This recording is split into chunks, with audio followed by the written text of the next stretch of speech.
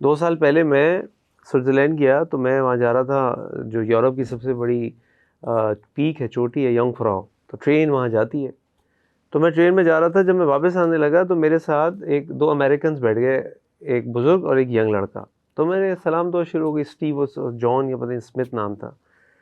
تو جو ینگ لڑکا تھا میرے ساتھ، میرا بیٹا بھی تھا، تو وہ نانا اور نواز سے گھومنے آئے ہوئے تھے امریکن لیکن سوئٹزرلینڈ گھومنے آئے ہوئے تھے ایک ساتھ۔ تو میں اسے پوچھنے لگا آپ کیا کرتے ہیں؟ میں ہائی اسکول میں پڑھتا ہوں۔ پھر اس نے مجھ سے سوال کیا، اس نے مجھ سے کہا یہ بتائیں کہ یہ سنی اور شیعوں میں کیا مسئلہ ہے؟ میں نے کہا کیا؟ کہنے لگے سنی اور شیعوں میں کیا مسئلہ ہے؟ میں نے کہا کیا مسئلہ ہے؟ یہ مسلمان ہیں۔ کہنے لگا کہ ان میں ہے نا مسئلہ کچھ۔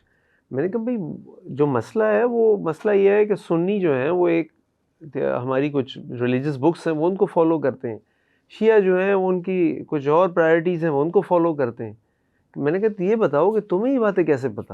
چلو تمہیں یہ تو بتاؤ کہ بھائی مسلمان ہے، ہندو ہے، مسلمان اللہ کو مانتے ہیں، ان کا ایک پروفٹ ہے، ہندو ہی ہے، ہندو کی بک یہ ہے، یہ کیسے تمہیں پتہ؟ کہنے لگے ہمیں پڑھایا جاتا ہے کہ جب اسلام پڑھایا جاتا ہے تو پھر اسلام کے جتنے فرقے ہیں بڑے بڑے وہ بھی پڑھائے جاتے ہیں، ان کے ڈفرینسز بھی پڑھائے جاتے ہیں، کیونکہ انہوں نے اپنے بچوں کو تیار کرنا ہے اپنی عیسائیت اور ہمارے ملکوں پہ کام کرنے کے لیے۔ تو ان کو پتہ ہوگا جن کے ساتھ ہم نے انٹریکٹ کرنا ہے تو وہ لوگ کیا ہیں، کیا سوچتے ہیں، ان کو کیسے قابو کیا جا سکتا ہے، ان کو کیسے ان کی پکڑائی ہوگی۔